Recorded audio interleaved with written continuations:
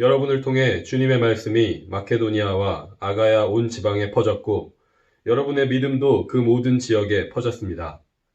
그러므로 하나님을 섬기는 여러분의 믿음에 관해서는 더 이상 할 말이 없습니다. 우리가 여러분을 방문했을 때 여러분이 우리에게 잘 대해준 것과 섬기던 우상을 버리고 살아계신 하나님을 믿게 된 것에 대해서 그 사람들이 우리에게 잘 말해주고 있습니다. 또한 그들은 여러분이 하나님의 아들이 다시 오시기를 고대하고 있다고 말해주었습니다. 그렇습니다. 하나님께서는 그 아들을 다시 살리셨고 그 아들 예수님은 하나님의 노여운 심판에서 우리를 구해주실 것입니다. 그분은 반드시 다시 오십니다. 사랑하는 엎드림 학생부 친구들 모두 잘 지내고 있나요? 2주 동안 학생부 예배를 따로 드리지 않아서 오랜만에 우리가 만나게 되었습니다. 그 사이에 에스겔서 22장까지의 묵상이 끝이 났고 이번에는 데살로니가 전서를 묵상하는 시간을 갖게 되었습니다. 오늘 데살로니가 전서 말씀을 통해서 하나님께서 우리에게 하시는 말씀을 함께 듣고 다시 오실 예수님을 소망하며 그 진리의 말씀을 따라 살아가는 우리 모두가 되었으면 좋겠습니다. 데살로니가 전서는 바울이 데살로니가라는 도시에 있는 교회 성도들에게 보낸 편지입니다. 바울은 두 번째 전도 여행을 할 때 데살로니가에 가게 되었고 그곳에서 복음을 전했습니다. 바울이 전한 복음의 내용은 무엇이었을까요? 사도행전 17장 2절과 3절 말씀을 통해서 우리는 그 내용을 알 수 있습니다. 제가 따로 읽어드리도록 하겠습니다. 바울은 습관대로 회당으로 들어가 3주에 걸쳐 성경을 가지고 유대인들과 토론을 했습니다. 바울은 그리스도가 고난을 받고 죽은 자 가운데서 다시 살아나야 한다는 것을 설명하고 증명했습니다. 그리고 내가 여러분에게 전하고 있는 이 예수님이 바로 그리스도입니다. 라고 말했습니다. 아멘. 바울은 유대인들이 모여있는 회당에 가서 3주 동안 성경의 내용과 뜻을 풀어서 설명했습니다. 여기서 말하는 성경은 지금 우리가 가지고 있는 구약과 신약 성경의 전체 내용이 아닙니다. 바울이 복음을 전하던 이 시기에는 아직 신약 성경이 존재하지 않았어요. 우리가 지금 구약 성경이라고 부르는 성경만 있었습니다. 왜냐하면 역사적으로 볼 때 바울이 보낸 데살로니가 전서가 신약 성경 중에서 가장 먼저 쓰여진 책으로 알려져 있고 복음서와 나머지 다른 신약 성경의 책들은 이보다 나중에 쓰여지고 읽혀졌기 때문입니다. 그래서 바울은 오로지 구약 성경을 가지고서만 복음을 전했습니다. 제가 여러분에게 여러 번 강조해서 설명한 내용이 있습니다. 그것이 무엇이냐면 구약 성경은 메시아가 오실 것이다 라는 내용을 말하고 있다고.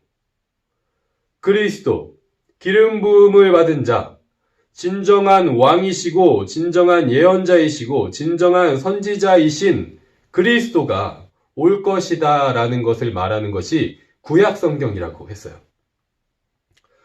바울은 데살로니가에서 구약 성경이 그리스도가 이 땅에 와서 고난을 받고 죽은 자 가운데서 다시 살아날 것이라는 내용을 담고 있다는 것을 자세하게 설명해 주었습니다. 그리고 그 예언의 내용이 예수라는 사람을 통해서 이루어졌다고. 그가 실제로 이 땅에 와서 십자가 고난을 받고 죽었다가 3일 만에 다시 살아남으로써 성경의 예언을 이룬 사람이라는 사실을 전했습니다. 예수님이 바로 그리스도라는 것을 전한 거예요. 바울의 이 말을 전해들은 데살로니가 사람들 중에서 그 말을 하나님의 말씀으로 받아들인 사람들이 있었습니다. 그 복음을 듣고 그들은 원래 자신들이 섬기던 우상들을 버렸어요. 그리고 살아계신 하나님, 예수 그리스도를 이 땅에 보내셔서 성경의 예언을 이루신 하나님을 믿었습니다. 그들이 버린 우상은 어떤 우상들이었을까요?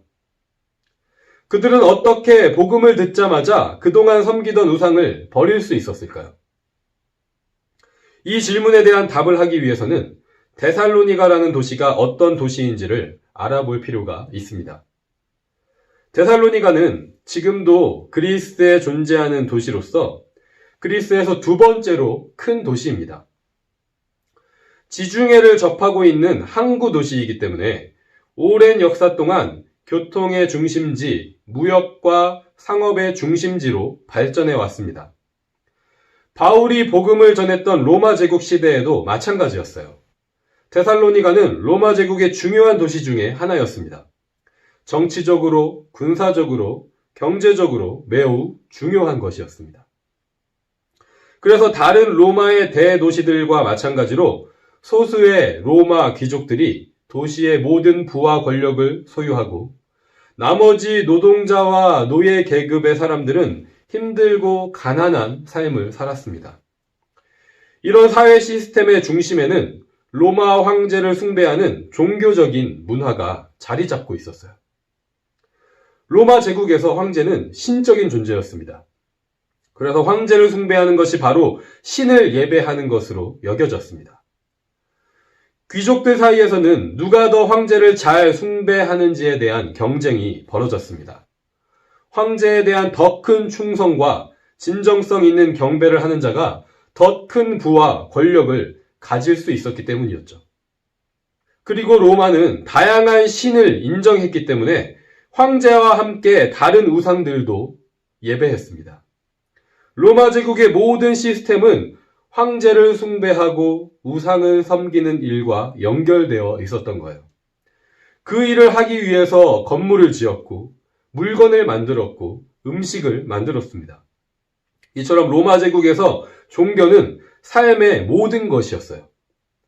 일을 하기 위해서, 먹고 살기 위해서, 심지어 가족관계, 친구관계를 유지하기 위해서는 황제와 우상을 숭배해야만 했습니다.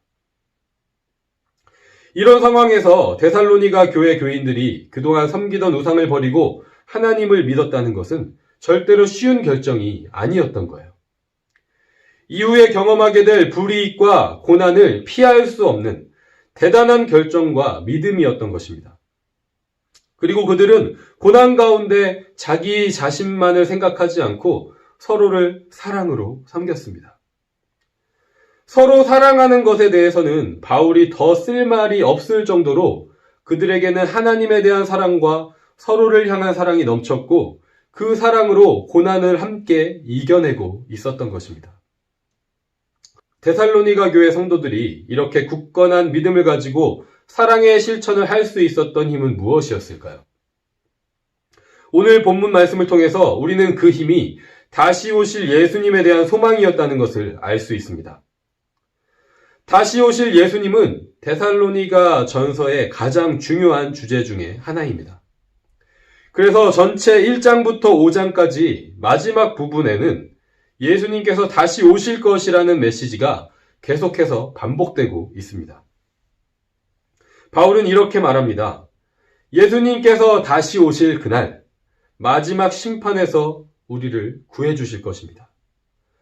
예수님께서 다시 오실 그날 우리는 하나님 앞에서 거룩하고 흠이 없는 존재가 될 것입니다. 예수님께서 다시 오실 그날 먼저 죽은 성도들이 다시 살아날 것입니다. 예수님께서 다시 오실 그날 우리의 모든 영혼과 몸이 흠이 없이 온전하게 될 것입니다. 이 소망은 데살로니가 교회 교인들이 우상을 버리고 하나님을 섬기는 믿음의 결단을 하는 데에 결정적인 힘이 되었습니다. 왜냐하면 그들이 전에 섬기던 로마 황제와 다른 우상들은 이 소망을 줄 수 없었기 때문이에요. 로마 제국이 주는 편안함과 부요함은 철저하게 소수의 귀족과 권력층만이 누릴 수 있는 것이었습니다. 가난하고 힘든 삶을 사는 대다수의 사람들은 평생을 노력해도 얻을 수 없는 것들이었어요. 또한 그것들은 영원할 수 없는 짧은 인생 안에서만 누릴 수 있는 언젠가는 사라져버릴 편안함과 부요함이었습니다. 기록에 따르면 1세기 로마 제국의 시대에서 사람의 평균 수명은 남자가 23살, 여자가 25살이었다고 알려져 있습니다. 이렇게 평균 수명이 낮은 결정적인 이유는 여러 가지 질병과 나쁜 삶의 환경으로 인해서 인구의 2분의 1 이상이 10살이 되기 전에 죽었고 3분의 1 이상은 1살이 되기 전에 죽었기 때문입니다. 그래서 60살까지 살 수 있는 사람도 전체의 5%밖에 되지 않았다고 해요. 이처럼 항상 죽음의 두려움이 있는 짧은 인생을 살아갈 수밖에 없는 그들에게 복음은 영원한 소망을 알려주었습니다.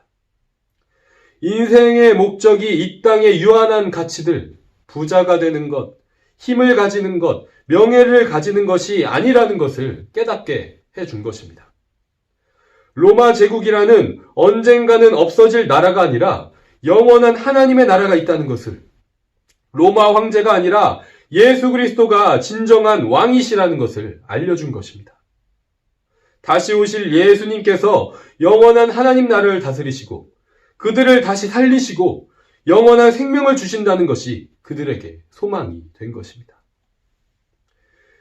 예수님께서 다시 오신다는 소망을 가진 사람은 이 땅의 가치관을 따라 살지 않습니다.